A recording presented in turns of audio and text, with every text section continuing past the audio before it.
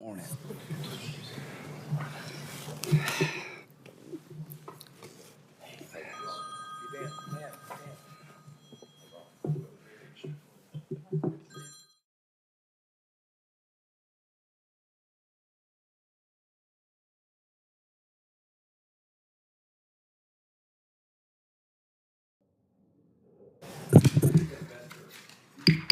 Good morning, everybody. Told them you were still clapping over in the chamber. But thanks for coming. We're going to do the Deputy Director of OMB. I'm going to make a short opening statement and turn it over to Senator Merkley. Here's my short opening statement. I am for eliminating waste and relooking at the government, but I'll be honest with you, if PEPFAR is shut down, that's bad. There are 83 girls in Oman from Afghanistan that we're supporting that are going to run out of money for their support in the middle of March. Nobody, I think, wants to send them back to Afghanistan.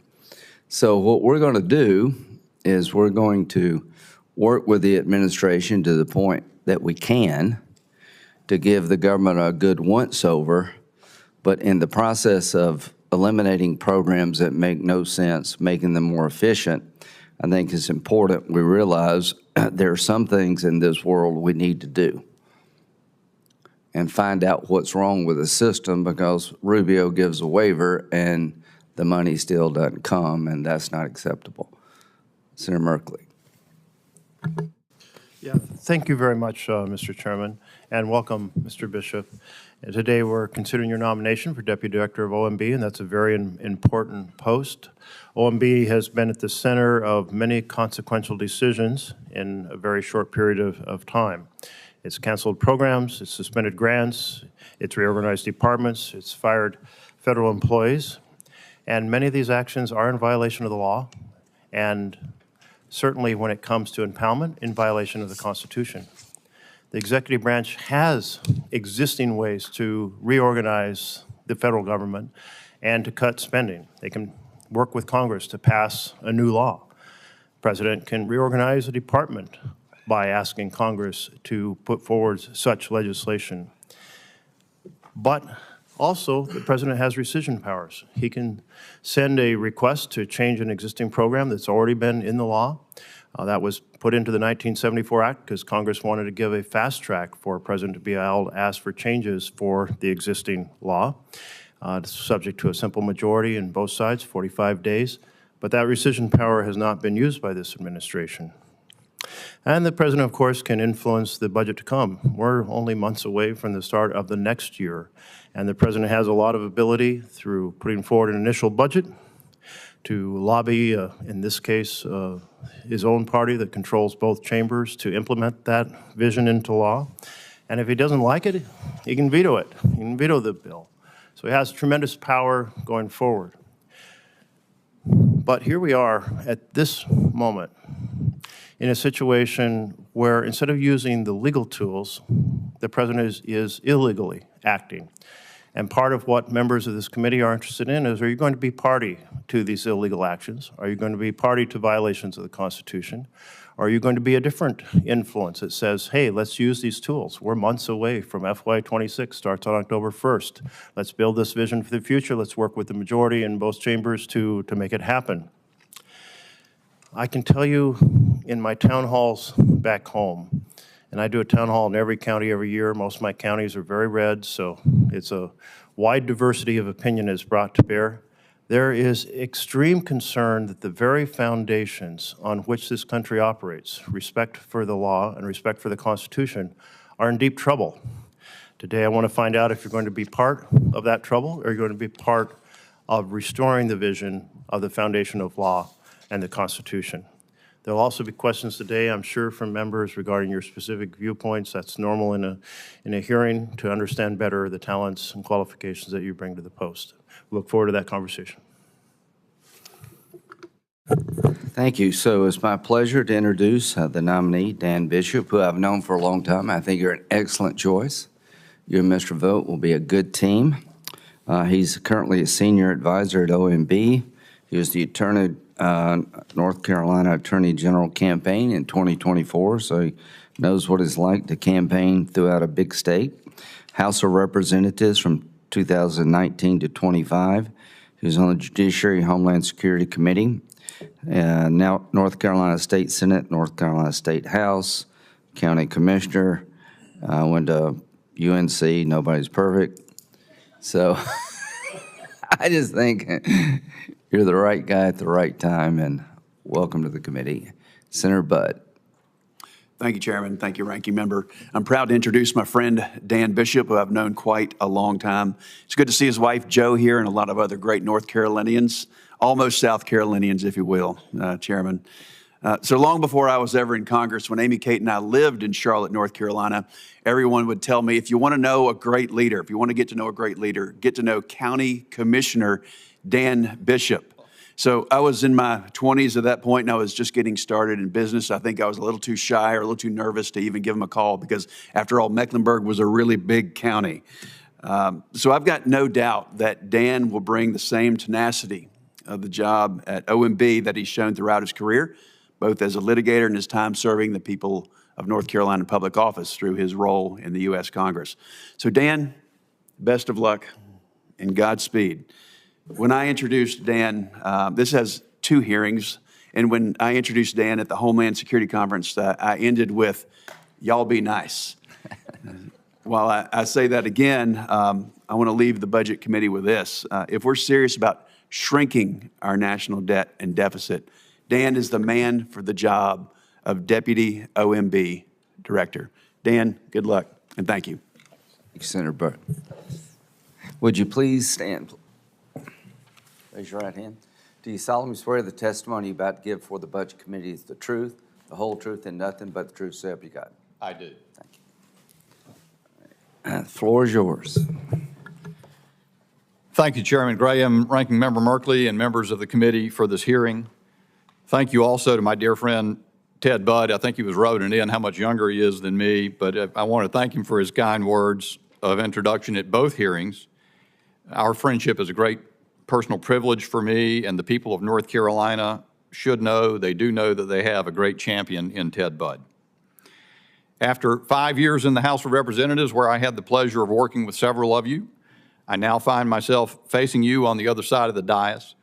If I am confirmed, it would be an honor to work with you once again to serve our nation in a new capacity, to implement President Trump's vision and agenda. I want to thank my wife, Jo, who's also my partner in life in every respect, and my son, Jack, who's working hard in law school today, for their endless strength and support over my entire career, including this nomination process. Thanks also to my former congressional office staff who've come to show their support at these hearings as my dear friends. And of course, I want to thank Director Vogt for his support and for his extraordinary gesture of attending today.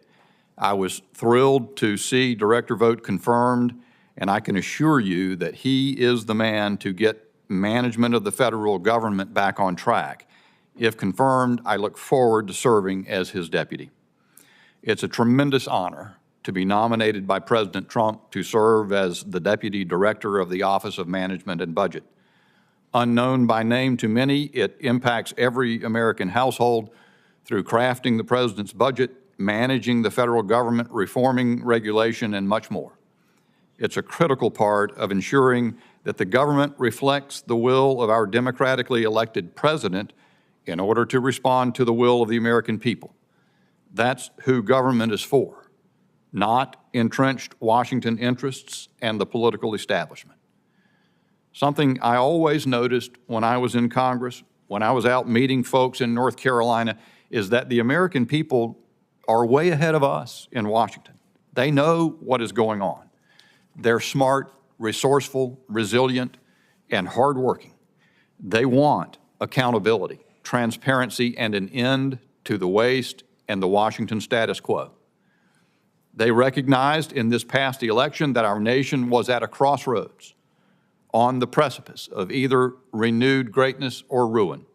In that precarious moment, they placed their confidence in President Donald Trump to usher in a new golden age for America.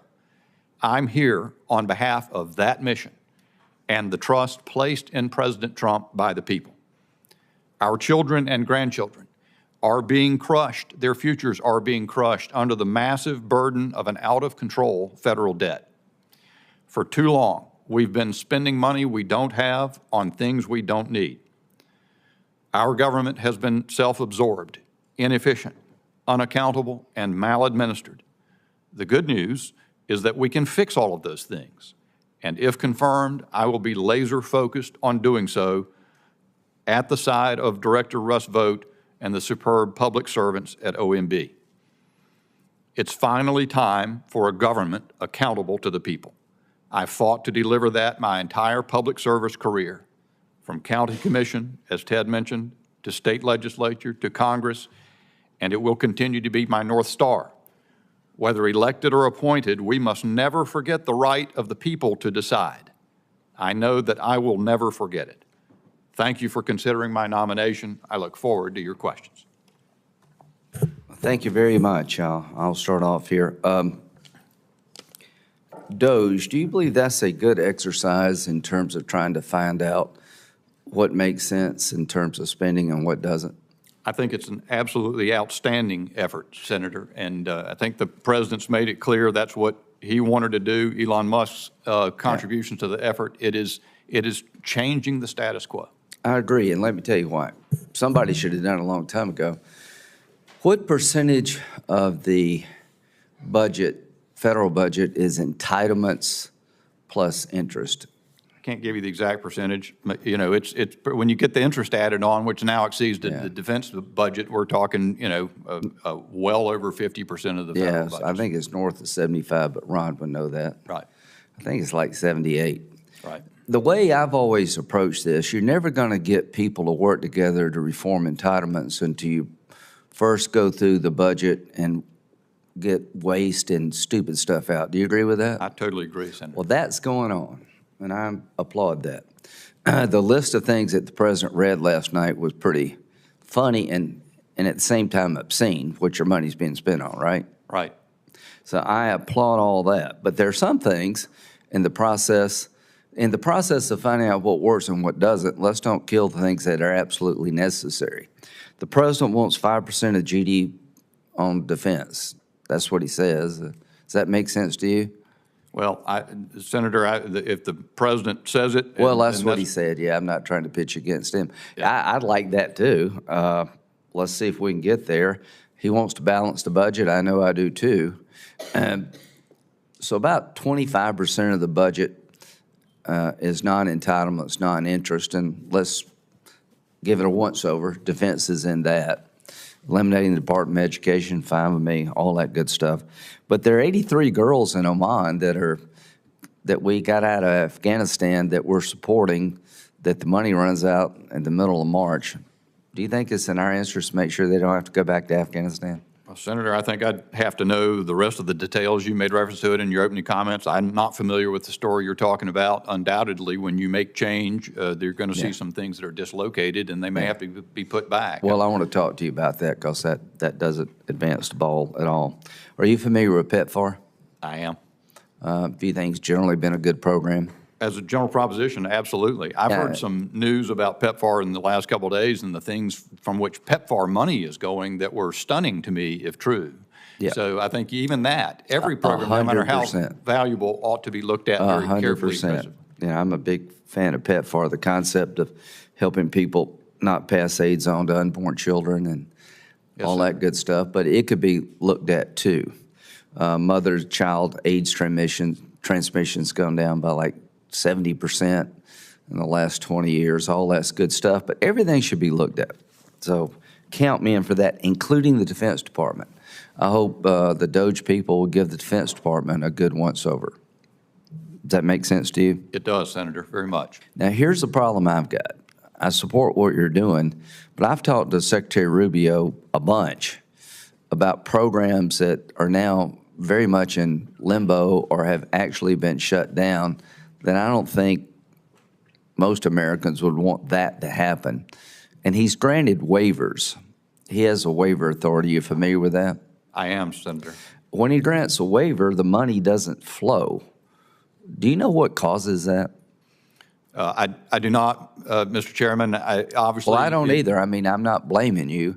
Can we, me and you and Mr. Vogt, get together and try to figure out? The only way this works, you're not going to get the American people to do what Ronald Reagan and Tip O'Neill did, which is save Social Security by making some common sense adjustments, until they have confidence you have really cleaned the underbrush of the government out. In the process of doing that, all things are not the same. Does that make sense to you? It does. So if you go too far, you're going to lose trust in terms of actually cleaning up the place. So this is a historic moment. What's happening should have happened a long time ago, and let's get it right to the point that we can. If we have to adjust because we overshot the runway, do it. If you need to go around, let's get this right. I really do believe you and Mr. Vogt are the right to be able to convey to the Congress and to the President what works and what doesn't.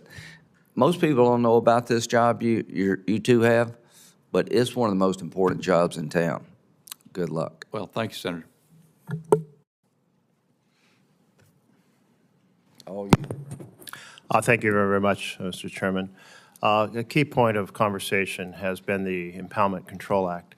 And back when Nixon decided to start impounding funds, two things happened. One is there were appeals to the courts, which eventually made it to the Supreme Court. The Supreme Court reinforced that, you know, in a separation of powers embodied in our Constitution, Congress makes the law, the executive has to follow the law. And that means to spend the money in the way that Congress has laid out. The second thing is that Congress said, but you know what?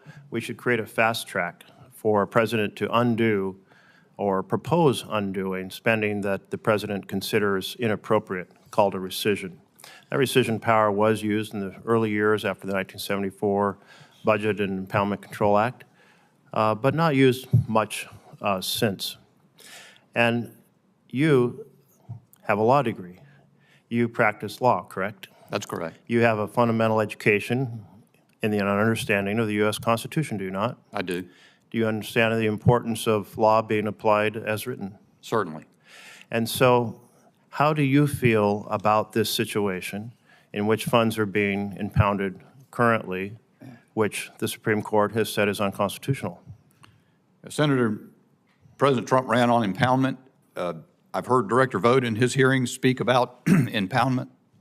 I've studied the issue, but I am seeking to be confirmed to a position that is not a lawyer position. I won't be making the legal determinations for OMB or for the administration in terms of the legal positions that it decides to take. I am persuaded, though, that there was history in the United States before the 1974 Impoundment Control Act. Former Senator Harry Truman, as President of the United States, impounded funds to prevent the funding of a squadron of strategic aircraft. Ulysses S. Grant exercised impoundment power. Thomas Jefferson exercised impoundment power. I think, Senator, when you dig in, it's a compelling argument that there is power in the executive in the nature of impoundment. Exactly what its contours are, I don't know. I won't be deciding those things, but I support the president's plan to use impoundment to get federal government spending in line. Well, sitting behind you is your future boss, who very much advocates that he doesn't care what the Supreme Court decided before because he disagrees, and he thinks the president disagrees. He was very honest and upfront about that. But in our system of government, we don't get to decide the constitutional issue and say individually we disagree with the Supreme Court.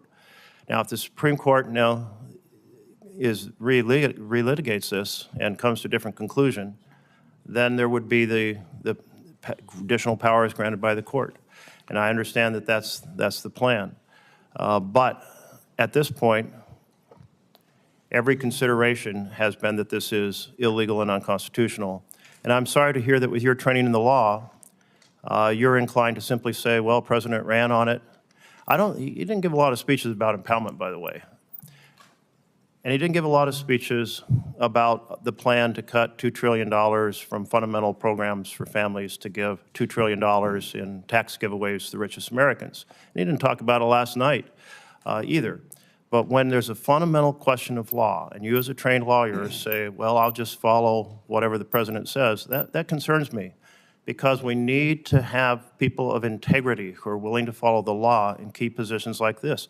Are you going to be a person with integrity to follow the law?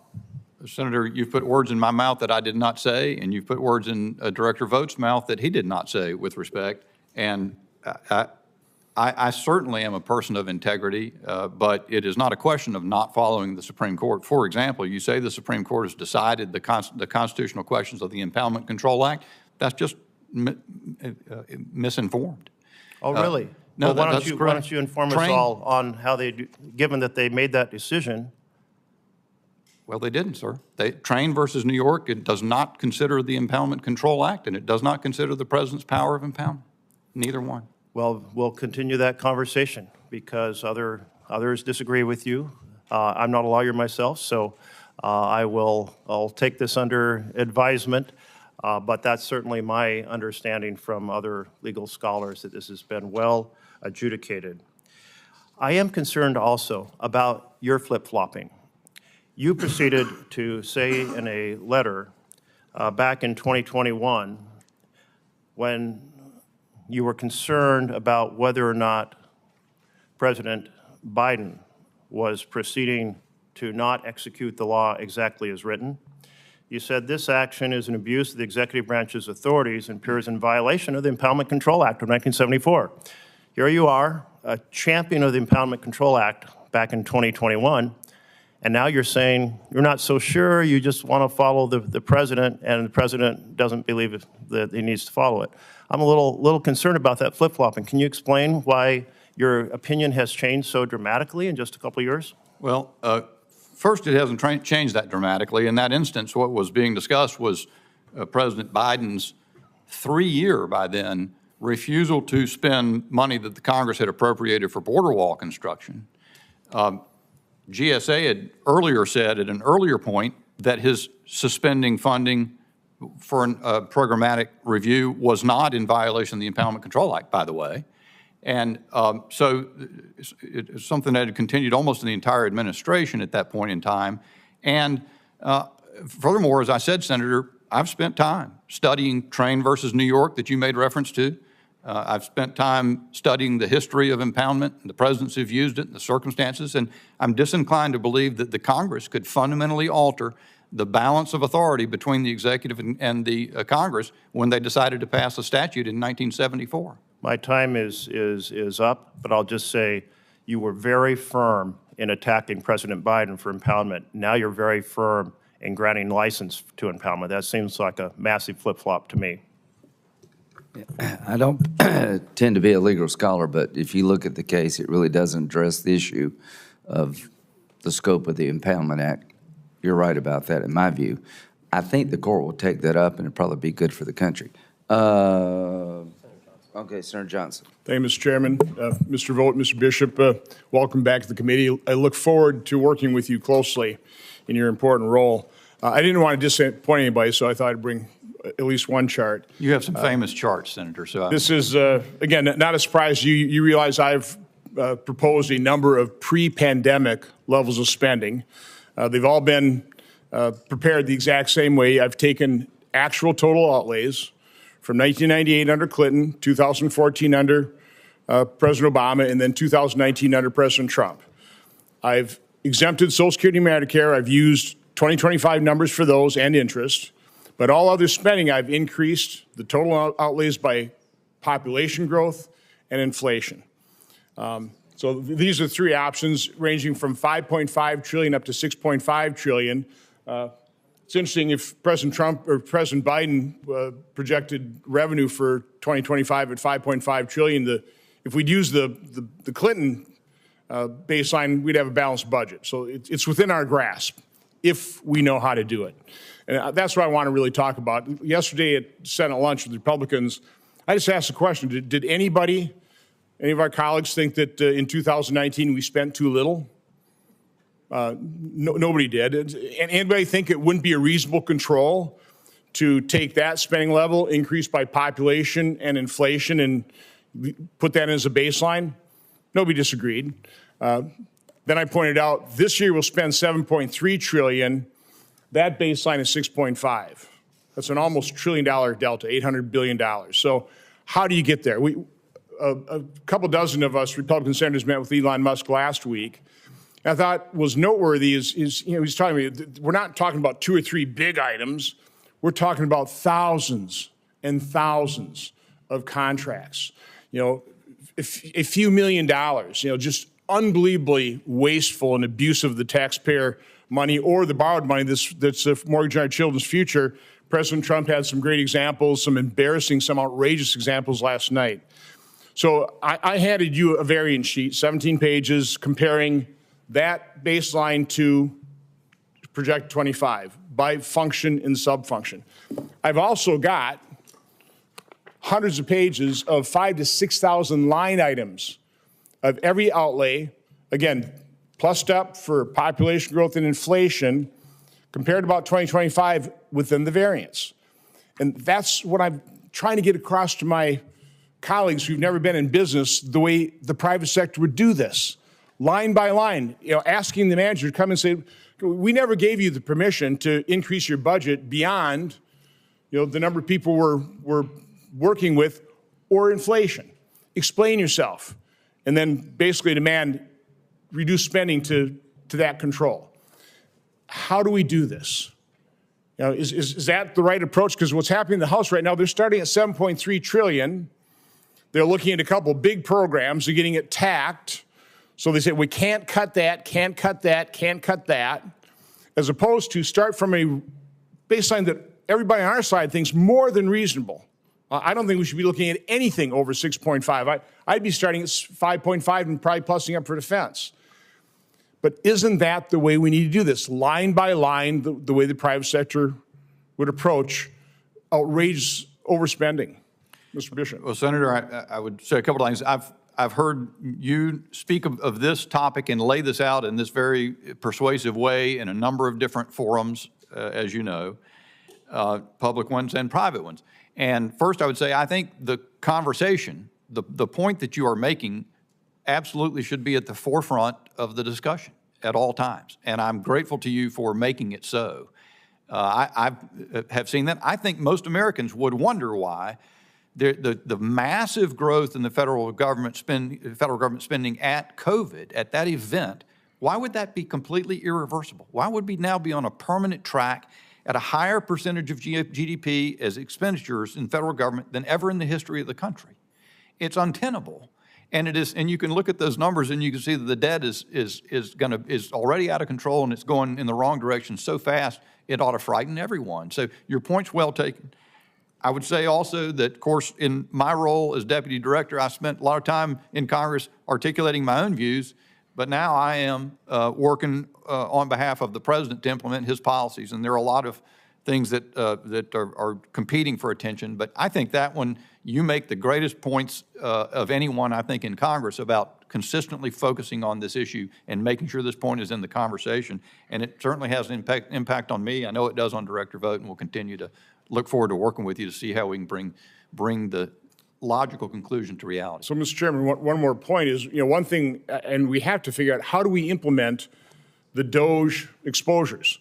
There may be room for empowerment, but in general, we're going to have to codify that, and it's going to be line by line. So again, I want to work with you and the administration to literally go line by line and build this thing up, as opposed to suffering death by 1,000 cuts, starting at a grotesquely unreasonable spending level of $7.3 trillion. So I look forward to joining in the endeavor. Thank you, Senator. Thank you. Senator Merkley actually had that one right, I thought. Do a rescission bill. Senator Lee. Thank you, Mr. Chairman. Mr. Bishop, it's great to see you, and so glad that you're willing to stand for this nomination, be considered for confirmation. Thank you, Senator. As you know, the administrative state has been crushing the American people for some time. This is often perceived as a soft exercise of power, but the way it's experienced by the American people is anything but soft. You know, in 2024 alone, our administrative agencies promulgated enough regulations that together they produced a combined net economic impact of about $1.5 trillion. So you add that to where the federal regulations promulgated prior to 2024 stood, which is, estimates vary wildly, but a lot of people have estimated those regulations in effect previous to that time as being somewhere in the range of maybe $2.5 to $3 trillion. We're now looking at a federal regulatory system that imposes costs that more or less rival that which we spend on federal income tax as an entire country. These are laws made by men and women who, as well educated, well-intentioned, hardworking, and highly trained as they might be, don't work for the American people. They're lawmakers who are never elected. Now, my copy of the Constitution in Article 1, Section 1, and in Article 1, Section 7 makes clear you cannot make a federal law unless you follow the formula. And the formula goes something like this. You got to pass the bill in the House, and you got to pass it in the Senate. Most of the time, it doesn't matter what order, unless you're dealing with a revenue bill. But you got to pass the same text in both houses, and then present it to the president, who may sign it, veto it, or acquiesce to it. At the conclusion of that process, the legislative bell has been rung. Then and only then may you make a new federal law or change an existing federal law. But the means by which Congress has, since the late 1930s, been delegating this lawmaking power has completely reversed the equation, such that the American people are now subject to this Byzantine labyrinth of federal regulations. And, it brings to fulfillment a warning made by James Madison in Federalist 62, who said, in effect, it'll be of little avail to the American people that their laws may be written by men of their own choosing if those laws be so voluminous, complex, and ever-changing that they can't be read and understood, anticipated from one day to the next as to what the law actually requires. Only it's much worse than James Madison's warning, because it's not just that they're ever-changing, voluminous, and complex, such that you can't know what's happening. They're not even written by men and women of our own choosing. Now, in my view, this calls out for aggressive reforms, including but not limited to, but definitely including the REINS Act, regulations from the executive in need of scrutiny. The REINS Act would require essentially what Article 1, Section 7 already compels us to do, which is before you create a new affirmative legal obligation applicable to the public, enforceable on the public, at the risk of losing life, liberty, or property for failure to comply, that you've got to run these through the legislative formula prescribed by Article 1, Section 7. Mr. Bishop, I'd like to know your views on the REINS Act and how the White House and Congress can work together on regulatory reform more broadly.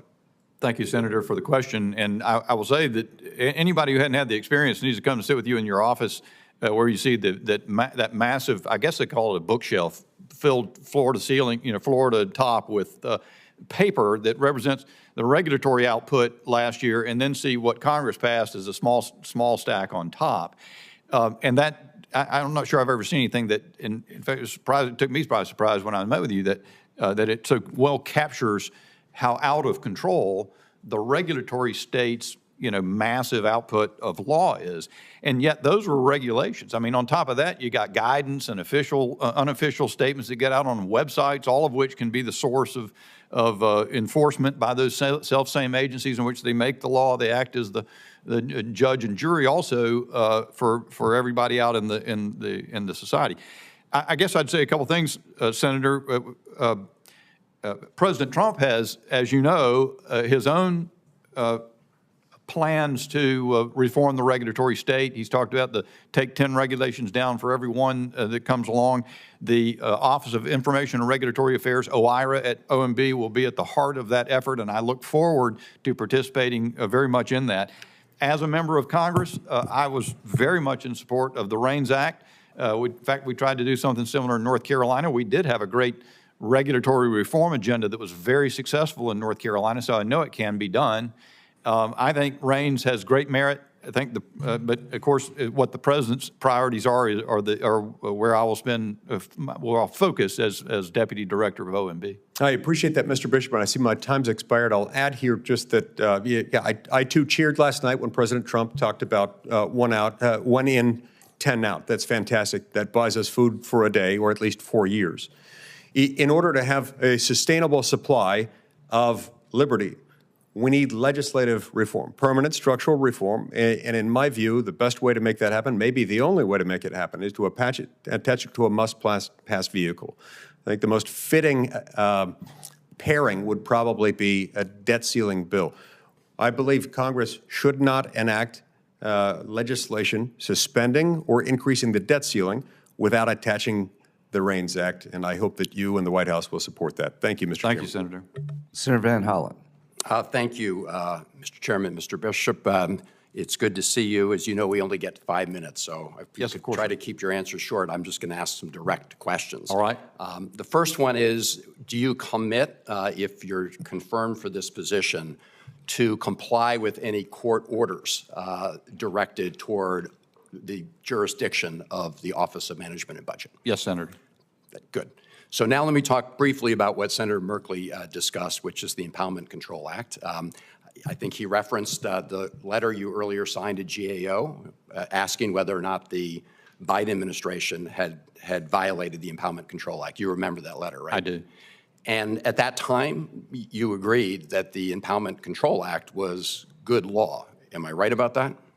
Well, Senator, my views are more informed now than they were then, but At that time- I didn't draft the letter either, but I signed a letter to that effect. That's right. that And posed that. obviously, the assumption behind that letter was at that time you believed that was good law. It was And a lay opinion, Senator, that's right. So you've changed your opinion since then, is that right? Well, I've studied it more than I. So it is the law of the land. I mean, you signed that letter to GAO making that clear.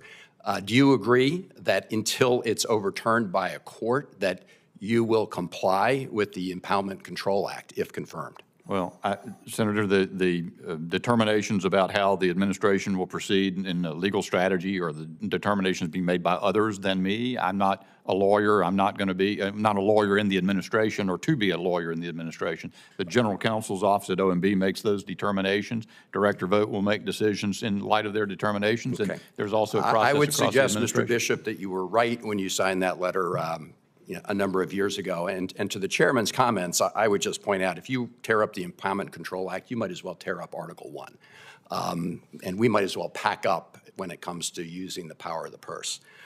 So let me, If I may, I don't mean to. as long as it doesn't come out of my Oh, mouth. yeah, it will not count against you. Take all the time. Biden said the Impoundment Control Act did not require him to build the wall. Do you agree with that?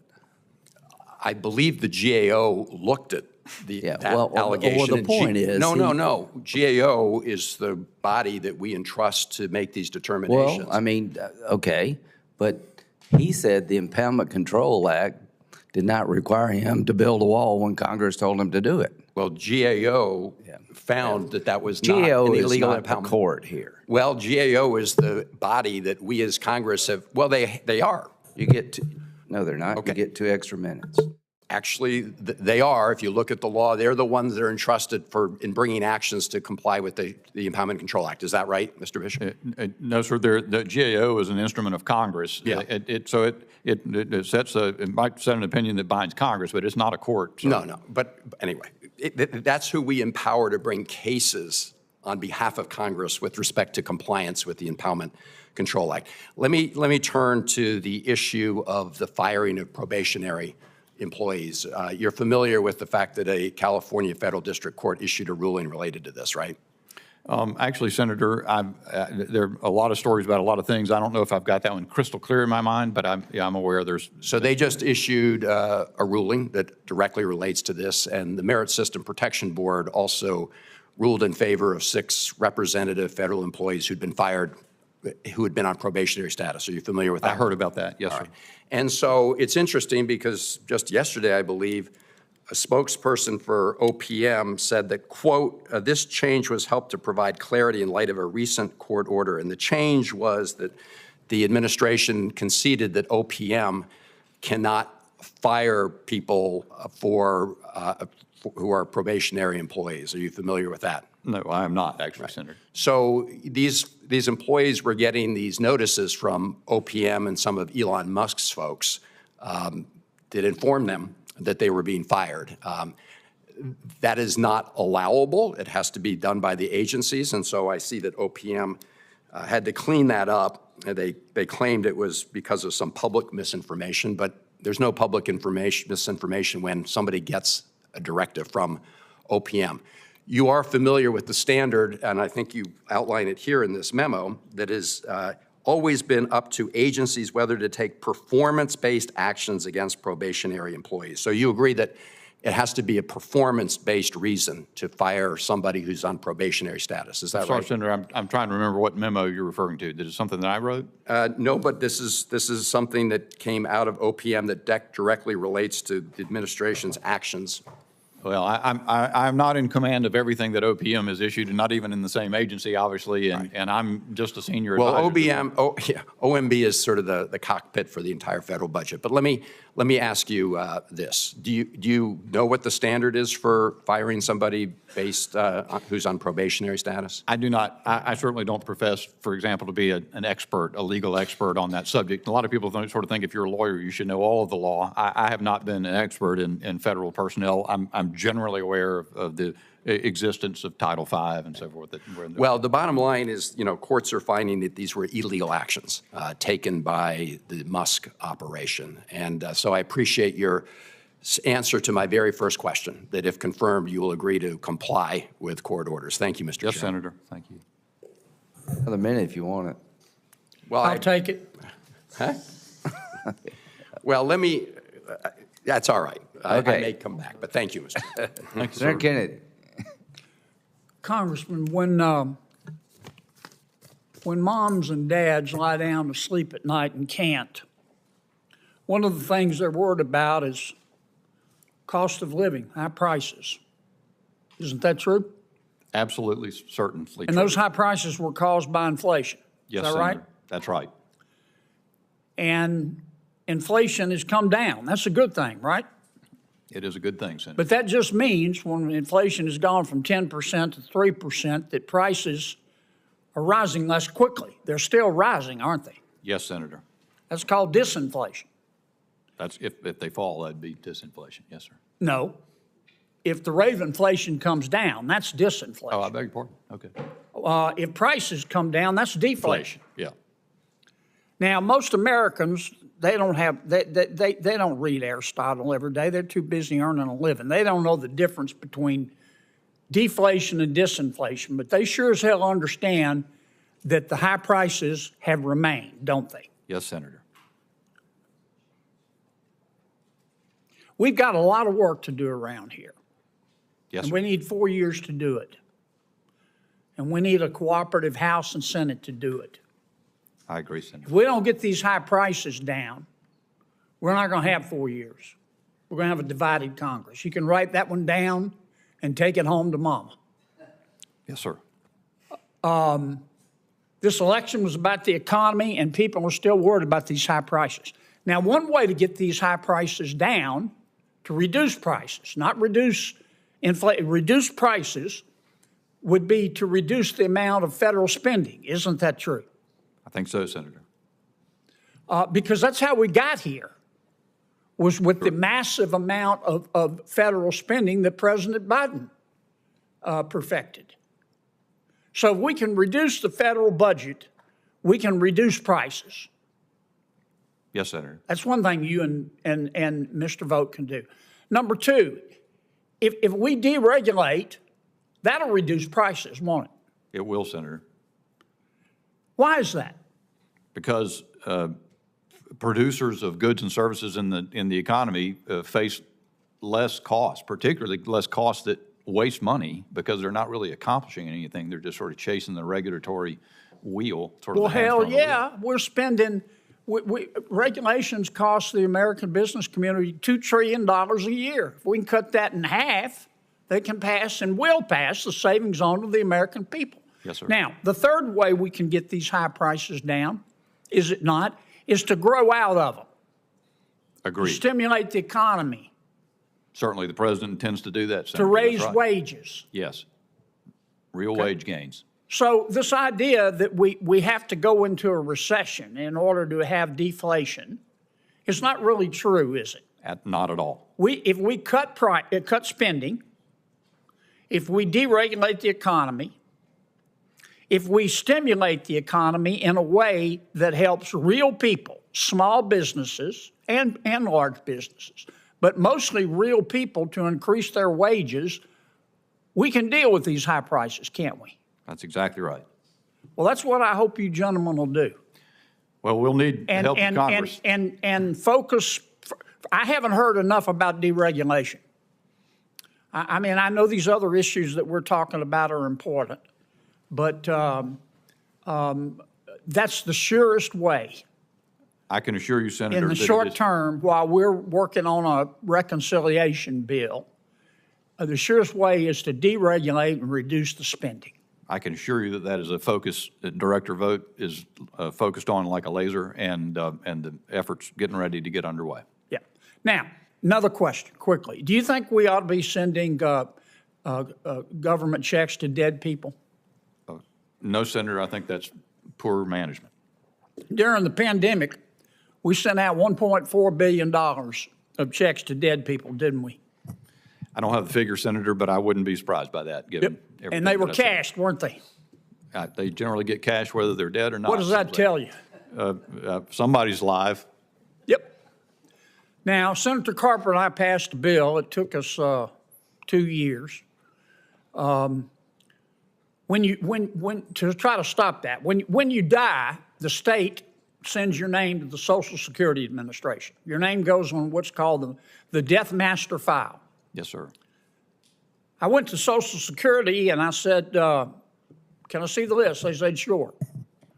I said, who do you share this with? They said, nobody. We can't. We don't have statutory authority. So you don't share it with the do not pay folks at Treasury? They said, nope.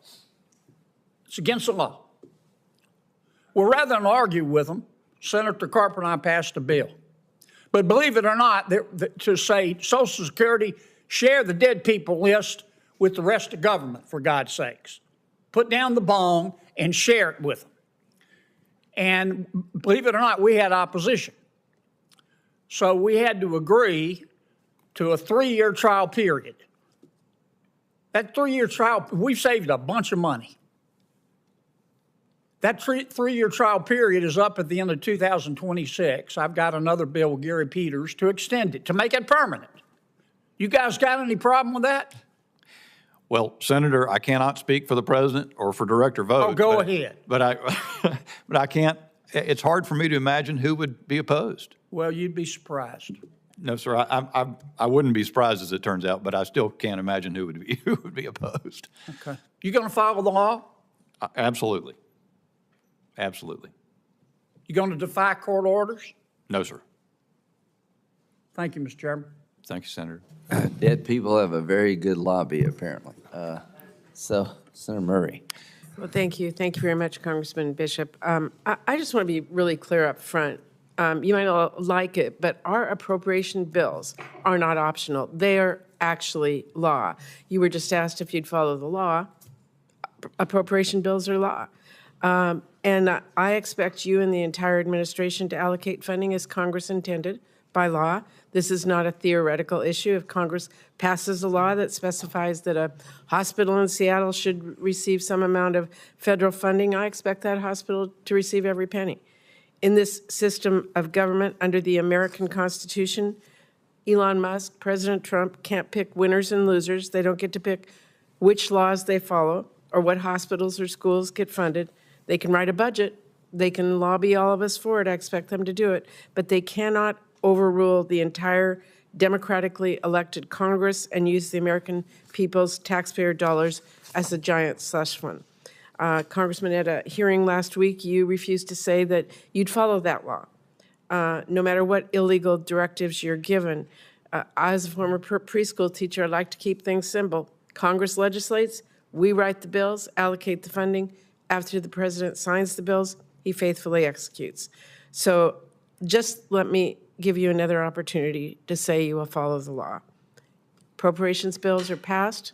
Will you follow the law and use the funds as directed? Senator, thank you for the question. I've said in response to several senators here today that President Trump's run on impoundment. Director Vogt's expressed his view that impoundment is within the power of the president in certain ways. Wait a minute. There's a law that says that impoundment is illegal. You won't follow that law. I'm aware of that, of the Impoundment Control Act. Right. You just don't agree with that law? I believe that I join Director Vogt's view You that just that's an answered Senator unconstitutional law. Kennedy that you would follow the law, but you're going to pick out one exception that you won't follow? Well, Senator, the Budget Control Act requires a budget process be completed every year. The Senate hasn't done that in decades. That's not a law, that is a process here, but the law, when we write appropriations bills, It is a law, Senator. well, the law, appropriations bills are laws, correct? They are. Signed by the president. That's correct. Will you follow those laws or not? Senator, Do you have a law certainly you will follow the disagree with? law. It's a little more Okay. complicated than your Yeah, question lets yeah, I on. can see you're not going to follow that one. Okay. Perhaps you can help me understand something else. As I understand it, Elon Musk and Doge are saying they are conducting mass firings to help save taxpayer dollars. Out in the Pacific Northwest, we have the Bonneville Power Administration. It is actually a self-sustaining agency.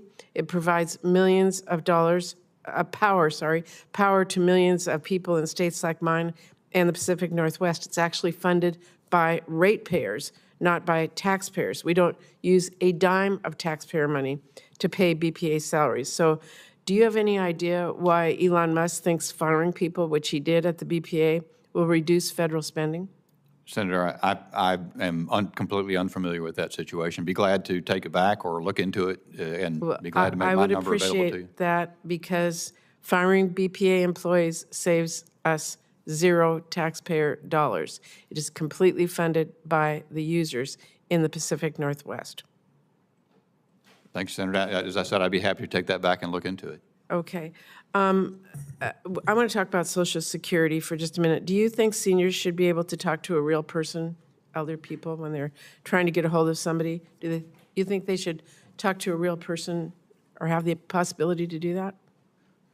Senator, it might seem like common sense to me, although I will say there's a somewhat, I'm not a spring chicken anymore, and a lot of things have moved into a direction other than having a live person available for every telephone call. I really can't speak to it. Well, can you promise every member here that cutting more than 12% of the agency's workforce will improve customer service? I don't know enough about the Social Security Administration's workforce to know that, Senator. I think that's one of the issues about where we are today is there are a lot of assumptions like that that turn out not to be true when they're looked at very carefully. I would just have the premise, when you cut 12% of the people, that there will not be, and by the way, a number of field offices, there won't be people to answer people's calls or have them come in and understand really challenging situations when a spouse dies or the other many things that they deal with. So we'll leave that at that. I just want to ask you one last question for the record. Do you believe the 2020 election was rigged? I joined the view Director Vogt expressed on the point. I'm sorry? I joined Director View's view of that question. He said it was rigged in his questions, in his responses And you to think you, it's and I rigged? joined that. Yeah. Thank Senator Moreno. Scott, apologize. Hi, thank you, Chairman. Well, Congressman, I'm glad you're here. Thank you, Good luck Senator. with your job. Great You know, to see I you. love it when the Democrats talk about following the law. When I was governor of Florida, because I wouldn't expand Medicaid, Barack Obama cut $1 billion out of my Medicaid program, like that. Not one Democrat said that was a problem. Not one Democrat. He cut $1 billion, and all it was a program that went to hospitals that did more uncompensated care. $1 billion gone, and didn't come back until we got a new president. So, congratulations. Why do you want to do this, and what are you going to get done in your 4 years? Thank you, Senator. And if I might real quickly to say in response to what you just said, I think there are many such examples if you think about orders that President Biden issued in the last administration that were plainly contrary to law. Even after the Supreme Court issued opinions on student debt cancellation, for example, he did more of it. And I want to make clear, because I think that there is something that needs to be said, which is that I haven't talked about violating the law. Talked about there may be issues about the Impoundment Control Act and its constitutionality and what exactly the contours are of the historic power to impound. And that's probably going to, and President Trump has made clear that's going to be looked at. So that's part of, I think, in answer to the question, what I hope to do. I think what President Trump said last night in a speech, I'm not sure I've ever seen a better State of the Union address, but he said there's going to be action.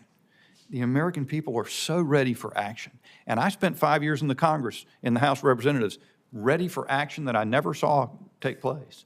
And I don't even know that it's conservative or liberal. And it's common sense and it's actual change. The reason I'm looking forward to this job more than any job I've had in my life is because I know Russ Vought. I know what the President of the United States intends to do in terms of action to see change. And I am thrilled, should I be confirmed by the Senate, to be part of it. Do you think you can balance a budget? Absolutely. I'm certain that can to Senator. Now, have you done that in your personal life? I certainly have. Gosh, how do you do it? It's amazing. My wife is the key to so many things. So do you like find out what you're going to make and not spend more than that? Man, that must be hard. That must be really And hard. look for opportunities to save and not pay for some things that we paid for at one point in time we find not to be worthwhile. You have a credit card? I do. Do you review it to see if it's proper?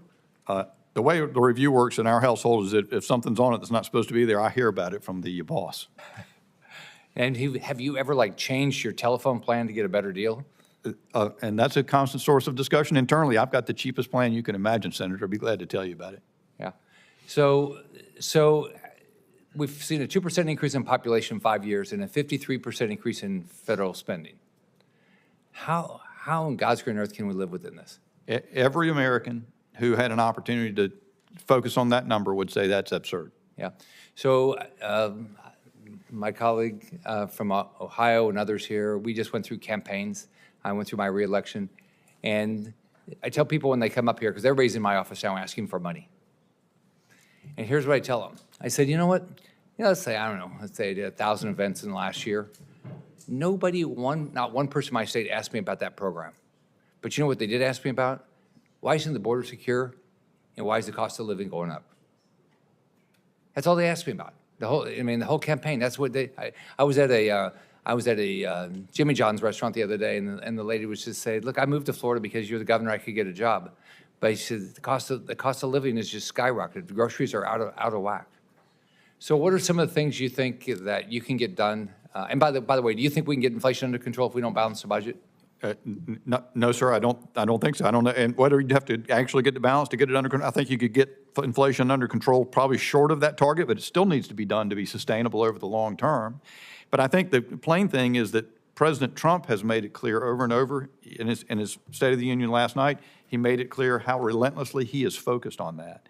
He's laid out strategies that are plausible in terms of, for example, unleashing American energy production, lower the cost of energy. You not only reduce the cost of every time somebody makes an energy-related transaction, but energy goes into everything that is done in the goods and services across the economy.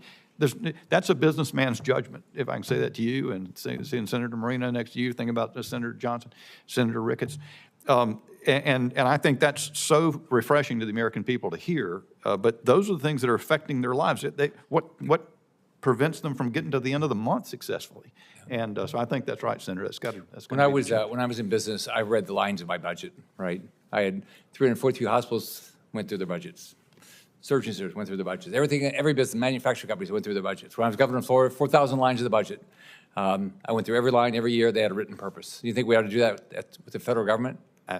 I think there's no substitute for it. It requires sort of a preparedness to confront a tedium and work through it because it has to be done. It's a job that must be done. And if we can't find a purpose or it didn't do it, should we just keep doing it because we did it before? That one doesn't sell for me, Senator, ever. I think we ought to consider everything anew every time. Thank you, Mr. Chairman. Thank you, sir. Senator Warner. Well, thank you, Mr. Chairman. Mr. Bishop, it's good to see you.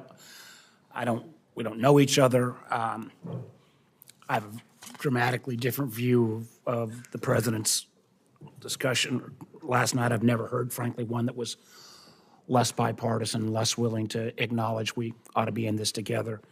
And, like actually Senator Scott, and I'll match my business credentials against anybody. I balanced the budget, metal work, payroll. When I was governor of Virginia, got named best managed state and best state for business. As a matter of fact, we even did it in a way where we also got named, Senator Kane and I were colleagues, and he was governor afterwards. We got named best state in the country for public education. And we realized you couldn't just balance the budget on one side of the ledger. And I only got 5 minutes, but I am flabbergasted by some of your comments. Last time I had a hearing here, we had Russell Vought in this chair. And your willingness to be obsequious to him, which I infer from some of your comments, frankly scares the hell out of me. You know, Mr. Vogt has one thing he's done remarkably in 40 some odd days is terrorize the federal workforce. I know you were a lawyer. I was actually a business guy, so I can read a balance sheet.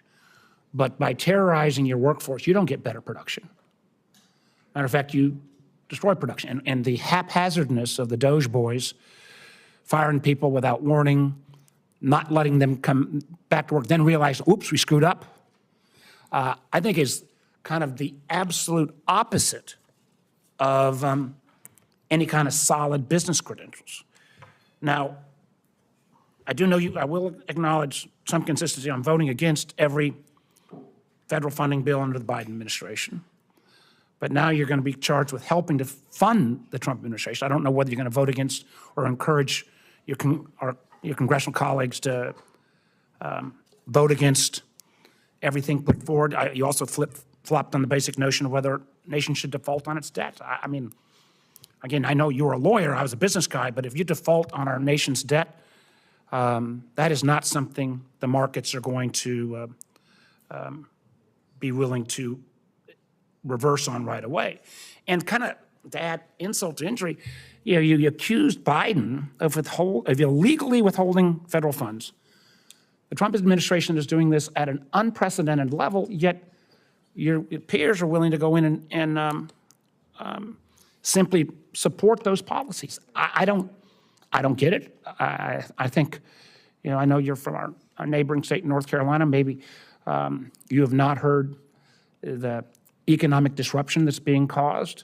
I frankly don't even know whether the Trump administration is going to honor its commitment on the disaster relief. And Lord knows you guys and we in Virginia got hard hit. But I guess in my last 2 minutes, I want to talk about Social Security. So we got 1.6 million Virginians on Social Security benefits. Now, Mr. Musk, who appears to me to be the actual czar of the budget and management, or lack thereof, has called Social Security the biggest Ponzi scheme of all time. Now, I know President Trump says he's not going to touch it, but I have no confidence in that. So I got a couple, just if you don't mind, sir, yes, no questions.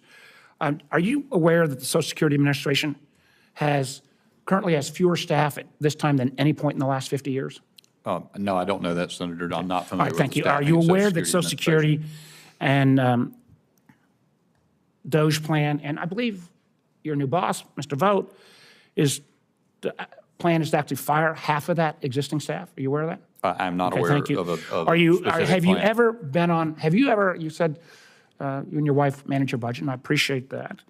Have you ever made a call to a Social Security representative and ever been put on hold or waited a long time to get an answer? Have I done that? Yes, sir. No, in fact, I've had some interactions with Social Security Administration, and I did not have that experience. Okay, so you never had any constituents that complained that they got put on hold. That must be, you must have to be a remarkable district because I didn't say that. I can't, all right, sir. Do you actually think that Social Security seniors who rely on those funds ought to get them on time? Absolutely. Okay, so if we're at the lowest staffing levels in 50 years, your plan is to cut half that staff additionally. I don't know how that's going to get done. And that, you know, my time has run out, Mr. Chairman, but I was just saying, I didn't even get to the questions around concerns, Chairman of the Intelligence Committee, now Vice Chairman, the damage that's being done to our intelligence and national security issues.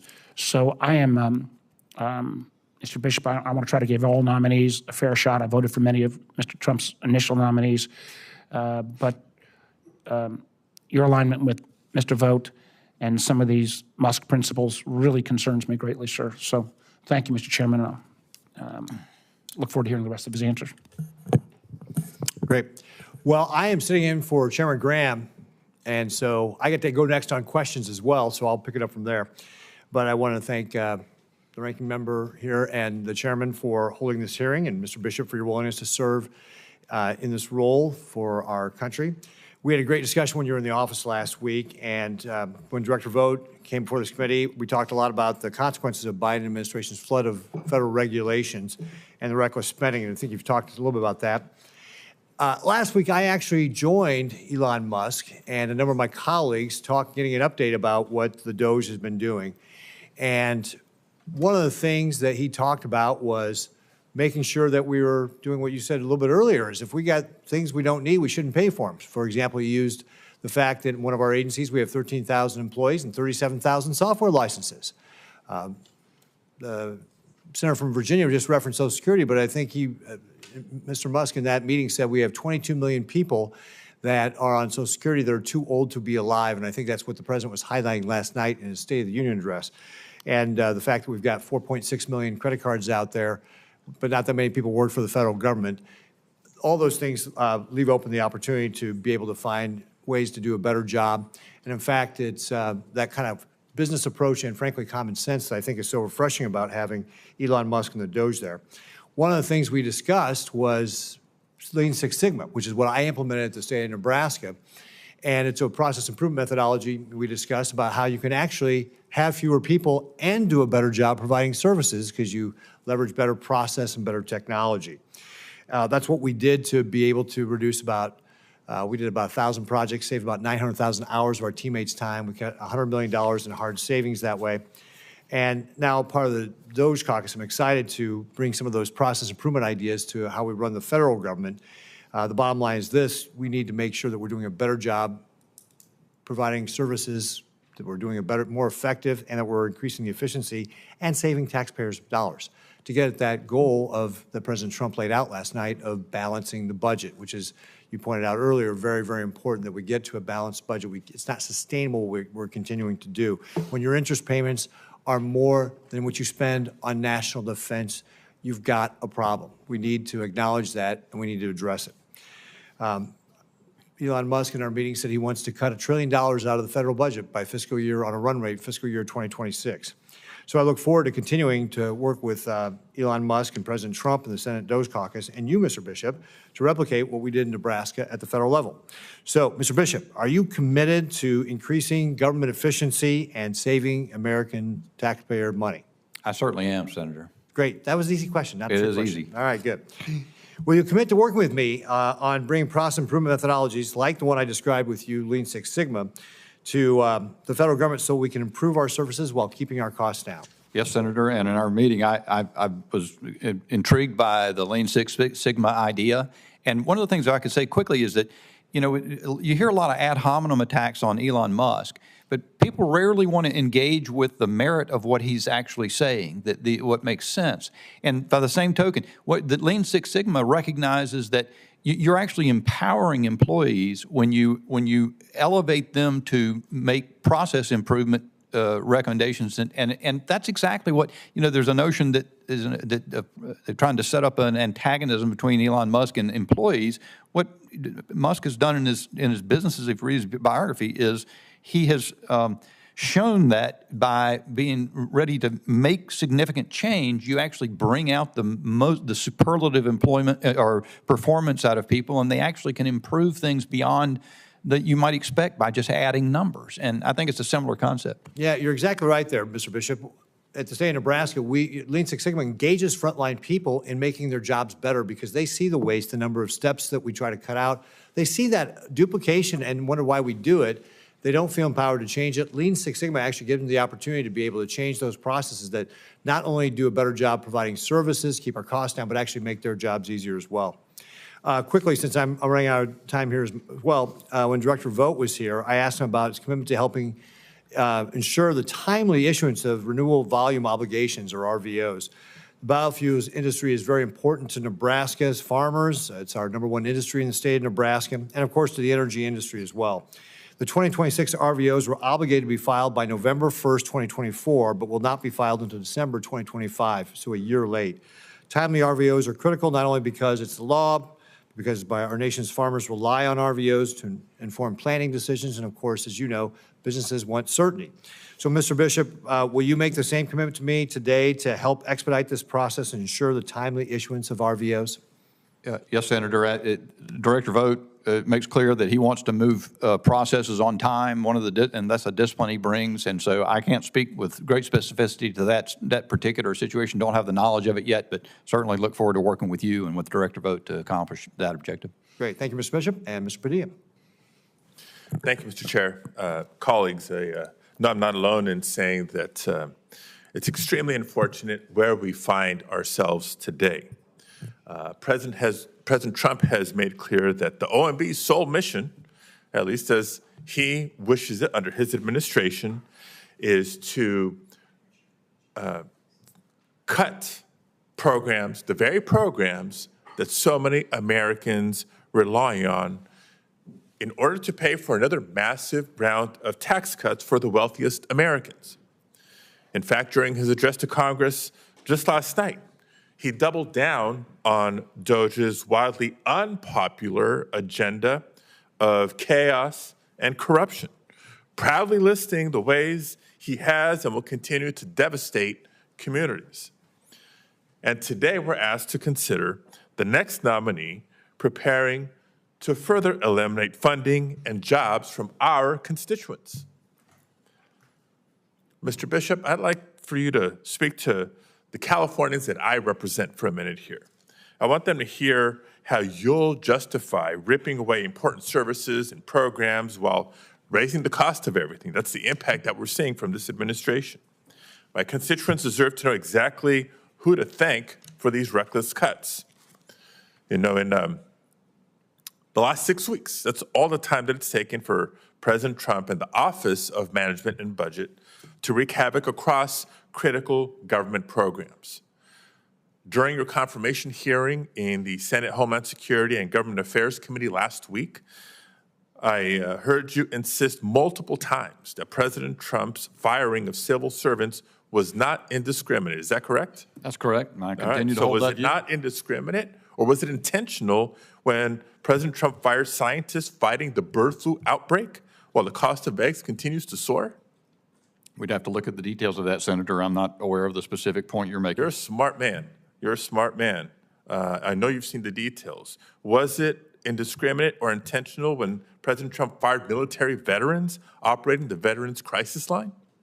I'd have to look at the details of that, Senator. I don't, as I said, I'm. Was it not indiscriminate or was it intentional when President Trump fired thousands of seasonal employees at the National Park Service? Yeah, I do not think that, and the dismissals that have occurred are indiscriminate. I'm Senator. asking That's this question because you seem to be applauding Elon Musk's efforts and this DOJ strategy and chaos. So I certainly am. Was it not indiscriminate or was it intentional when President Trump fired thousands of nuclear weapons safety and security workers at the National Nuclear Security Administration? We'd have to look into the details of that, Senator. I'd be glad to do that. Get back to you. All this is just disappointing. And to make matters worse, you know, in so many areas of these indiscriminate firings, they've had to scramble to hire them back shortly after they realize their colossal error. And I could go on and on with additional examples. But let's be clear, this is not a one-time adjustment, as Mr. Bishop has characterized it. So here's actually a real question, and I'm interested in your response. What corrective measures has OMB taken to undo and limit indiscriminate firings of federal employees by an unelected bureaucrat? Well, I don't think any of the premise of the question is accurate, Senator. But of course, OMB is not the agency within the department or within the Executive Office of the President that deals with personnel. That's a different office. And and moreover, I'm not yet serving as Deputy Director and do not have management responsibility, nor am I aware of some of the details that you've made reference to. So I can't speak to the question about So OMB's involvement, Russell Vogt's involvement, the director now, there'll be evidence to the contrary of direct involvement in those personnel decisions. Maybe let me end with this, since I reference Director Vogt. When he was before this committee, one of the questions I asked is if he stood by his previous statements of a mission, a goal, an agenda to put federal employees into trauma. And there's example after example of exactly that happening given the activity of the last 6 weeks, and especially since Mr. Vogt was confirmed. Is that what you're signing up for, to help facilitate that, to help further that, putting federal employees into trauma? You know, Senator, that comment in one of his writings that's been taken, or one of his speeches has been taken out of context. It's pretty clear and direct. No, it's been used in a misleading way. I've seen what he means is that federal employees, that the American people need federal employees to perform. That federal employees themselves on surveys. How do they perform when they're in trauma, when they've been traumatized by their employer? Yeah, well, I think that again, the answer is that federal employees, there must be change in the workplace. Federal employees are making the comment that they see underperformers continuously among their colleagues, that they cannot see, that the processes will not allow to be removed. Those are federal employees. I've seen the way Russ Vogt works with the people at OMB, the career officials there. He has extraordinary respect for their skill, and he expects them to perform, and they do. Yeah, don't mistake their trauma for respect. Thank you, Mr. Chair.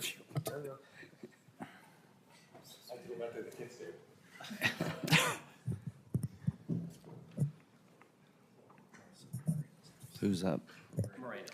You're up. We had a little shuffle. Well, thank you, Mr. Bishop, for agreeing to serve your country again. I think the American people appreciate your willingness to put yourself into the battlefield. I want to ask you, you've been around, how long have you been around government? I've been around government for 8 entire weeks. How about you? Senator, a little longer than that, but I too think of myself as a private sector career person. I spent 30 years practicing law in a small firm, serving people whose lives were on the line, frankly, in commercial matters that, you know, might be their business ownership or something that was. But how long as an elected official? So as an elected official, I've been about 10 years. 10 years. So in that time, especially your time here in Congress, have you ever seen an appetite to actually reduce the size and scale of government, like a really meaningful effort to make that happen? You know, Senator, it has been a constant presence. I've seen a lot of really great people who have pursued the objective, and yet it doesn't ever seem to come to pass. So you would have to conclude that there are a lot of people who are not doing that. And when you were in the private sector, did you ever run into any organization that didn't fire anybody? Like, did you ever run into a company that said, you know, we haven't fired a human being in 50 years? Or is it more natural that you have to constantly evaluate your workforce and say, hey, this group of people just isn't getting the job done? Maybe they didn't have the right training. Maybe they were the bad hire, whatever reason. But I found in my private sector experience that when you do that, when you reduce and get rid of and eliminate poor performers, the whole enterprise rises. Did you find that? I think that's exactly right, Senator. And it's never a pleasant task, perhaps, one we'd like to avoid, but it's one of the tasks that's necessary in order to perform. And just to clarify some misinformation that's out there online, does Elon Musk personally have the authority to fire anybody in the United States government? That is not my understanding. I will say I'm not involved with the Doge effort directly yet in any way, but But everything that I've understood about it and followed is that he does not exercise that power directly. That's in the job of the people who actually do that, but he can certainly recommend. So, for example, I get a lot of calls from constituents. So if somebody's a person who works for the VA and her job is to greet veterans at the door, make sure that they got the resource they need, we look at it and say, that's a good job, right? We should have somebody there greeting the veterans, making certain they know what their needs are. And if that person lives 5 hours away and never shows up to the actual VA, would you think that that's a job that should be eliminated? That ought to be looked at pretty seriously. But what if they're a really nice person? What if they're a really nice guy? What if they're a veteran themselves and still live 5 hours away and never show up for work? Should we just keep that person on? That's the kind of thing that doesn't make any sense, Senator, and the American people are ready for something to be done about it. And if you have a company, for example, and we're going to get to the bottom of it, HISGAC, but if you have companies that have sales reps that call on the government and yet allow something like what's happening at SBA with 37,000 software licenses for 13,000 employees. Does that seem normal to you? That would never happen in a private business where you're trying to make ends meet, Senator. I mean, I would just urge my Democrat colleagues, I plead with them, argue with us on things that actually are common sense and reasonable. But to argue the counterpoint that we should absolutely not root out waste, fraud, and abuse, and the counter-argument would be, oh, we're all for rooting out waste, fraud, and abuse. I've been here 8 weeks. They've been here centuries combined. Centuries, like literally centuries combined. And it's never been done. So maybe sit this one out and allow this effort to go forward and not defend insanity like what we're seeing. Look, what the DOGE effort is being done, I want to say how I think history is going to judge this moment. You have the world's most successful entrepreneur, a guy who has zero reason even to go to work. He could literally point to anything on earth and say, I'll take it. I'm going to take that 500-foot yacht and go sail away. He's sleeping at the executive office building, going through line by line of the federal budget and recommending things like that to be cut. 4.7 million credit cards out in the hands of government workers. I ran a company with 1,100 employees, so a minuscule comparison. I had 5 corporate credit cards, and I had anxiety over all 5 of them. Right. How do you defend that? Like, why not be on the side where you say, this makes sense? Like, we got this incredible entrepreneur, a generational talent, the Thomas Edison of our time, and he's willing to serve our country to help us. The guy who you once loved. I mean, the left loved Elon Musk, and now they hate him. This is the subject of a Taylor Swift breakup song. I've never seen anything like it. But I want healthy competition from the other side. I think we should have a healthy exchange of debate and ideas. But watching them humiliate themselves last night at the State of the Union address was just too much. You can't applaud for a 13-year-old black kid who has brain cancer. Is this where we're at, Mr. Chairman? Where we're sitting here as a body that's supposed to be the deliberative body of the world. And instead, we can't even get them to applaud for a 13-year-old kid. We can't get them to say rooting out waste, fraud, and abuse is a good thing. I urge my Democrat colleagues, don't be like that team that played the University of Miami and got beat 97-0. We need a healthy, vibrant Democrat Party to challenge us, but challenge us on the things that make sense. And don't put out misinformation, like we're going to go out there and randomly cut 50% of Medicaid. Those messages on TV affect real people. Real people who think, my God, if this happens, I don't know what I'm going to do. That's not what we're doing. Attack us when you think we're wrong on real information. My time is way expired. I used my minute and a half that took me to get to my chair. But thank you, Mr. Bishop, for serving. I look forward to you serving with director vote. It was great to see him here today. And I yield the negative amount of my time back to you, Mr. Chairman. Thank you. Senator Lujan. Thank you, Mr. Chairman. I'm going to accept the challenge of my colleague. I'm going to read you a note, Representative Bishop, from a constituent that was fired. I am an FBI victim specialist, a civil servant, a career government employee. I am there when your loved one is killed by an actual shooter, when your child is sexually exploited online, when your family member is kidnapped and held for ransom, when your mother, sister, daughter is the victim of interstate domestic violence or stalking, when a federal agent is injured or killed in the line of duty, when your elderly parent is defrauded of their life savings, when your child is kidnapped by their other parent, when you or someone you love is victimized in so many ways. I am not waste, fraud, and abuse. I am not the enemy. I am not expendable. For more than 22 years, it has been my greatest honor to be with people in their darkest hour, to bring light into the darkness of the cost of my own well-being. I do not deserve to be forced out under fear or duress or discarded. For if I am, you and those you love will have to walk in that darkness alone. She continues, there are so many of us throughout the United States with stories just like this, examples of how they've responded to crime victims. I agree. Let's root out waste, fraud, and abuse. But we should both agree that when there's a victim of a sexual crime or someone from across the border that is going to kill someone or do something to them, they don't deserve to be fired. That's the nonsense going on here. I accept this responsibility. But I'll tell you what, I'm not sending this one out. Not on behalf of my constituents. There's a better way for us to do these things.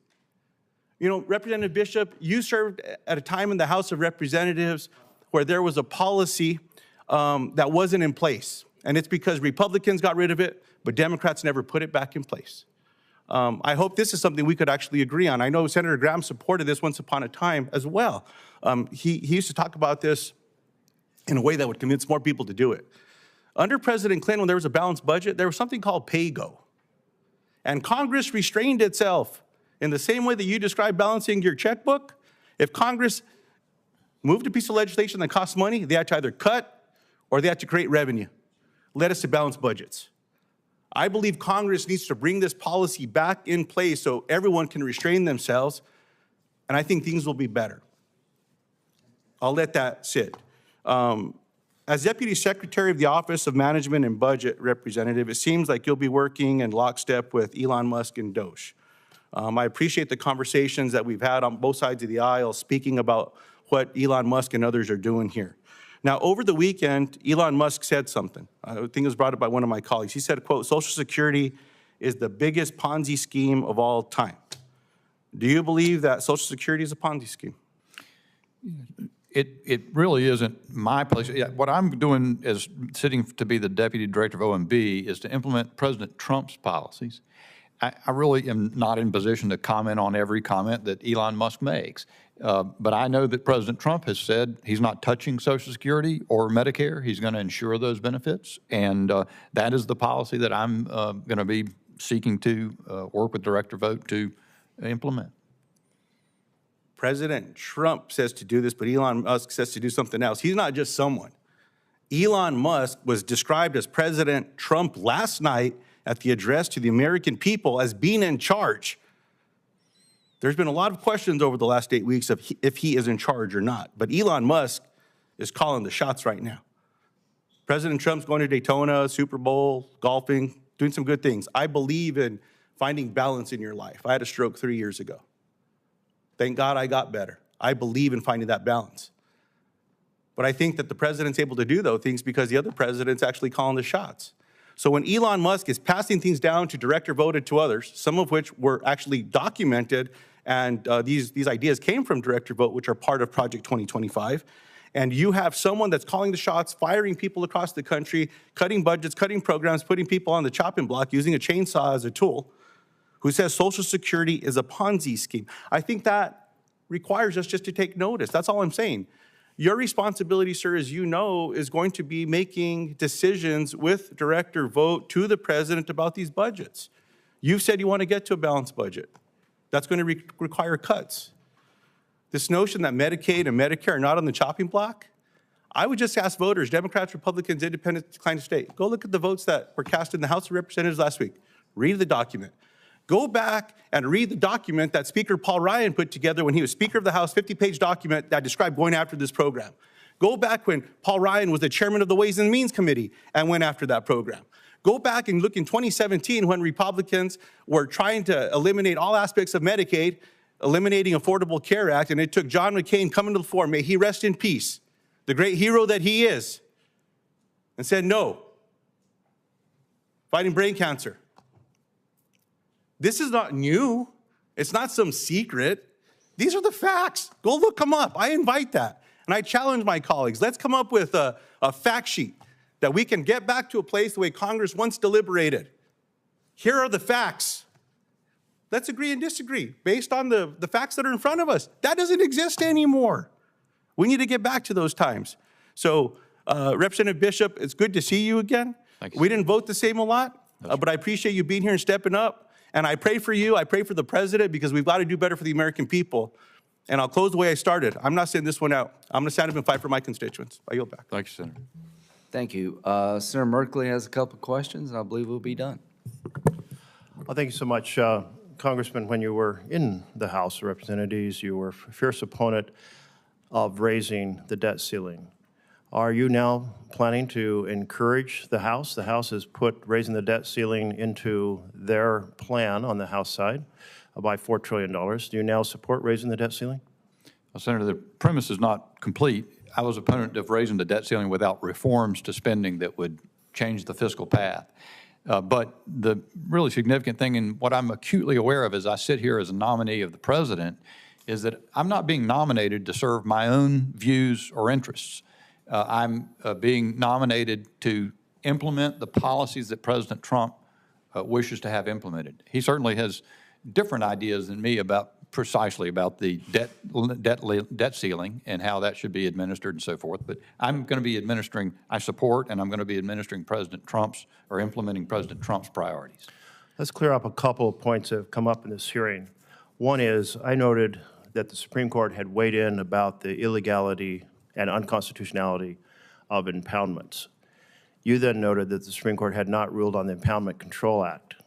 Both you and I were both right. That is the summary of Train versus City of New York. The Supreme Court unanimously affirmed that presidents do not have the unilateral power to impound enacted funding. But the ruling wasn't on the Budget Control Act. It was on the constitutionality of impoundments, the impoundments that Nixon had done. So I wanted to clear up that point. And I've already asked you if you would follow the constitutional ruling of the court. And you made the point, well, they didn't rule on the Impoundment Control Act, but they did rule on impoundments. And that's the point I want to emphasize. And they said that they're unconstitutional. So I hope you, when you go away from here, you'll have a moment when you go, And am I going to take an oath to President Trump or Russell Vought, or am I going to honor the Constitution? Because that is the challenge of you as a public servant. And in our republic, you take an oath to the Constitution, not to an individual. Second point I want to make is there's been a lot of conversation here about a plan for a balanced budget. Actually, the president's plan, as put forward by the House, increases the deficits that total up to an additional $2.5 trillion in additional debt on top of what was already forecast. So increasing the deficits and increasing the debt. There's a lot of happy talk about a balanced budget, but that is a big lie. The plan is to increase the deficits by $2.5 trillion or total debt over the 10 years. Third point I'm concerned about is in your previous testimony before another committee, Ranking Member Peters asked, do you know about any federal grant or loan programs that are frozen? And you said, quote, I am unaware of any funds being frozen. Well, some of the headlines of the news were things like this. Climate and environmental justice programs stalled by Trump freeze despite court orders, and Trump team finds loophole, defies spirit of court orders, blocking spending freezes. Trump administration is another headline, AP headline, flouting an order to temporarily lift a freeze on foreign aid. Another headline, emergency food, TB tests, HIV drugs, vital health aid remains frozen. Another, Trump administration stalls scientific research despite court ruling. And yet you testified you were unaware that any funds have been frozen. Now, you took an oath to tell the truth right before this committee when this hearing started. Are you telling me you never heard of any story about funds being frozen as you testified last week? Senator, I first of all deeply resent the assignation that something that I said was not true in the committee to which I testified. This is your chance to clear it up right now. I'm happy to do that. I certainly am reading the same newspapers that you are. The question was about, as I recall, was about my personal involvement in something in the course of serving as senior advisor at OMB. And as you know, Senator, until I'm confirmed as deputy director, it would be inappropriate for me to exercise the authorities of that office, and I have not done so.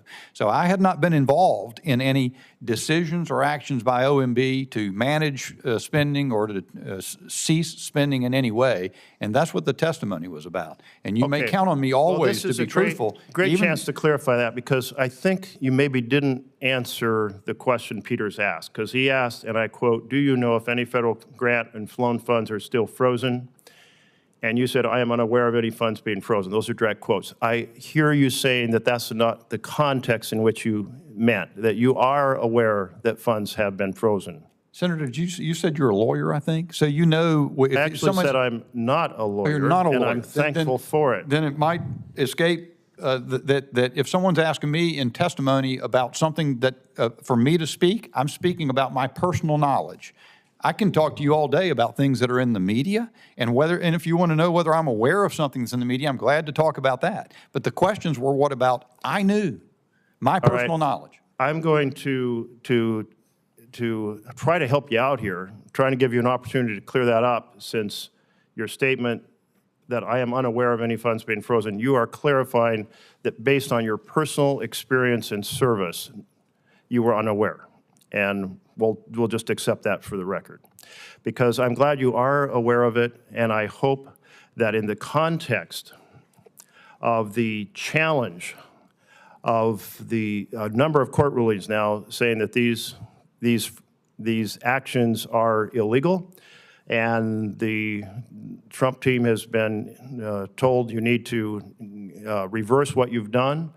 My colleague mentioned in the context of AID programs that many of them do important work, and I don't mean to put words in your mouth, but essentially I think we've all had a lot of support for some of the programs affecting disease around the world. We don't want Ebola coming back here on the airplane, and we also see it as a vision of helping people around the world thrive, which gives us a lot of soft power. So we were, several of us on both sides of the aisle have been concerned about the difficulty of getting the funds moving again, even after the court said they should be unfrozen. I hope in your work at OMB, you will help in whatever part of the administration where the gears need to turn a little faster to follow the court orders, that you'll be helpful in doing so.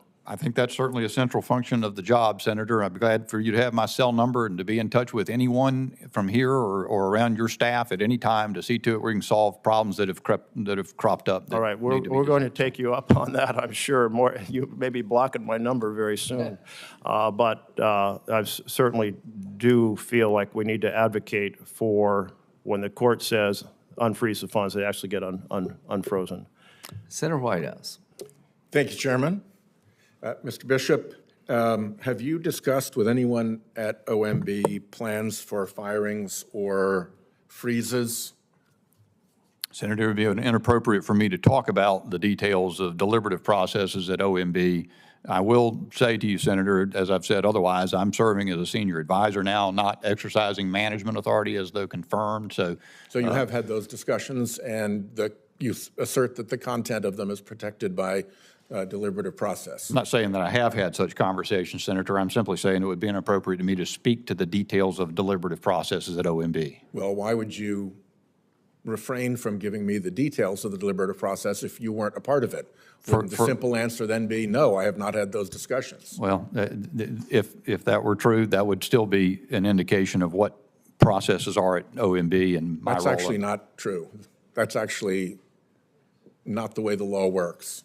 You can assert a privilege as to the substance, but as to whether or not you've been involved in conversations, that is not protected by the deliberative process privilege. Senator, and are you actually asserting the deliberative process privilege here? I am not asserting a privilege, Senator. I'm simply saying there's an accommodation process, and people who come up to the Hill don't talk about the details of internal deliberations. And my question was, have you discussed, not what are the details? Will you answer that question? I'm sorry, have I discussed? Have you discussed with people at OMB the plans for firing and freezes? No, Senator, I have not had discussions of that sort.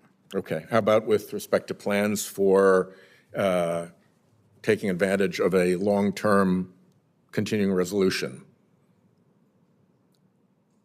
No, Senator, I'm trying to recall. I don't know if there's been a specific discussion or not, but again, I think that's the reason you don't sit and try to give out details of the internal deliberations at OMB. Which is why I'm not asking for the details, although I believe I'm entitled to ask for the details, but that was not my question.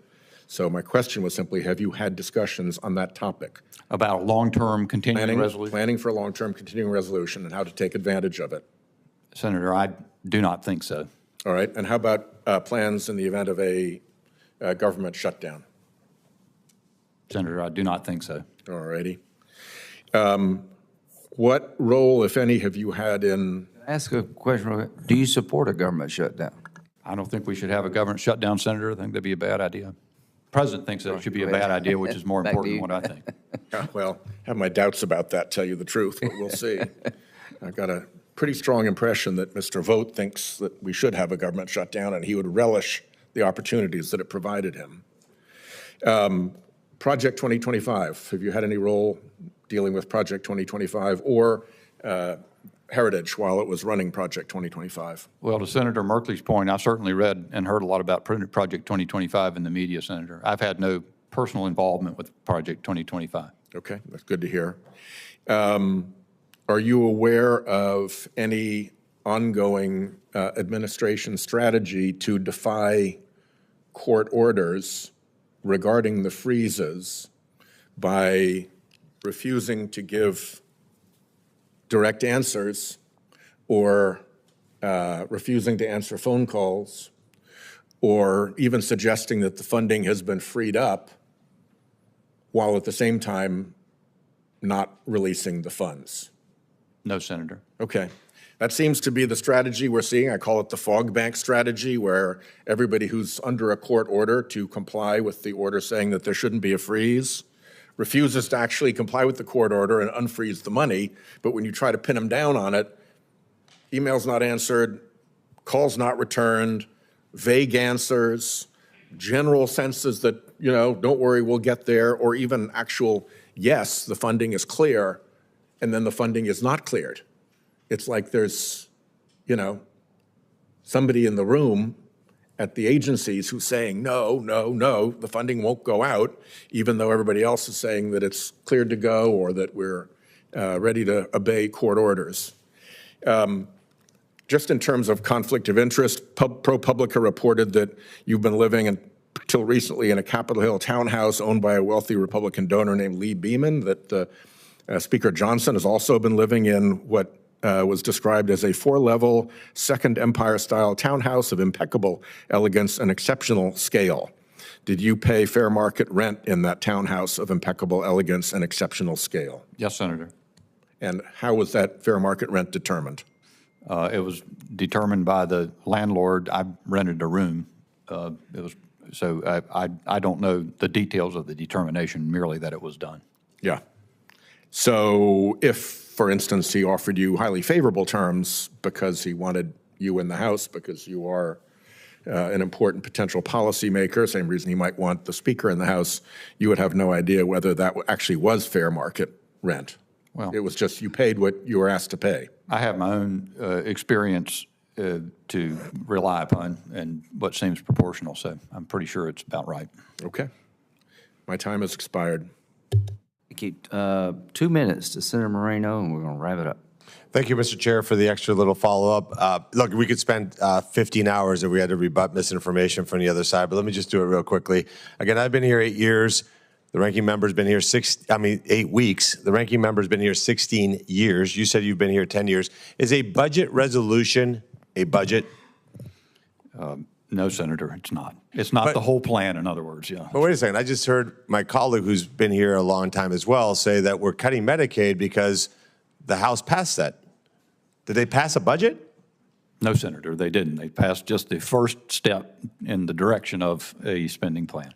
So when you spew nonsense, it's not helpful. And that's the point I was trying to make to my colleagues earlier. I think that, look, don't try to win arguments by just making nonsensical points. I just urge my colleagues not to do that. Senator Lujan also gave and I think he's a good man. I don't know him that well. I've, again, been here 8 weeks. Gave an impassioned speech about some federal employee who is a very good writer. I mean, that guy should be a fiction writer for sure. Do you think that it's possible that he was an employee that had disciplinary actions? That's the thing. You know, we've got a secondhand account of someone's perception about their own employment situation. More has to be taken into consideration. Not only whether, but he wrote a really impassioned email. Doesn't that make him automatically a good employee? He might be, even all the but he things might not that he said, but he still might not be the right person for the job, or it may be that those jobs maybe he didn't show up for work. Maybe a disciplinary action. Maybe he was a troublemaker in the office. But I think this idea that, oh my God, a constituent wrote me a letter, we're doing terrible things. Last quick point. This body tried with my Democrat colleagues to pass student loan relief. Is that correct? Like we tried to say, hey, if you went to college, somehow you're better than all the other Americans and your debt should be forgiven. That got voted down. Joe Biden said, well, too bad what Congress said, and relieved student debt. The Supreme Court said, absolutely not. And yet Joe Biden still forgave student debt. My colleagues, crickets. So they love the Constitution when it serves their point. But in reality, they shredded the Constitution over the last 4 years. And again, I would urge them, please come back to the side of reality and common sense. Thank you, Mr. Chairman. Senator Merkley? Since my colleague isn't here and since you made comments about his presentation, I just want to throw out a little bit more information, which is the Energy and Commerce Committee in the House has basically two accounts. They have Medicaid and they have Medicare. The president said we're not cutting Medicare. That means that instruction basically can only go towards Medicaid. And there were many, many conversations that I had with House members saying, well, we think our plan is to cut about $800 billion in Medicaid. Certainly some of those conversations were reported. It's the simple math in the committee. You are correct, technically, that the instructions don't say cut Medicaid. But the conversation in the House was that was the plan. And so I'd just like to acknowledge you are technically right, but my colleague is also right that the intention of that instruction was cuts to Medicaid. So I just wanted to clarify that. I also wanted to clarify the dialogue about the border wall that came up earlier. In 2021, Biden announced a pause in border wall construction. And that pause was based on following the environmental rules for pre-clearance. And GAO looked at it and said, yep, you got to follow the law on environmental side. Then by 2 years later, a Texas court decision said Biden has to start obligating funds. He then began dispersing those funds, and he made a comment. And this comment acknowledges that he was going to follow the law. He said the border wall, the money was appropriated for the border wall. I tried to get Congress to reappropriate it and to redirect it, but they didn't. And then he proceeded to allocate the funds for the border wall construction, a whole series of projects along the way. So yes, he didn't like the idea. He resisted it. But when the court said, no, you've got to follow the law, he followed the law. And that's the point we're trying to make here, is that the law is not a suggestion, and a president is not a king. Thank you, Mr. Chairman. Well, we can end on a note of commonality. President Biden believed he had the authority to not follow Congress's direction here.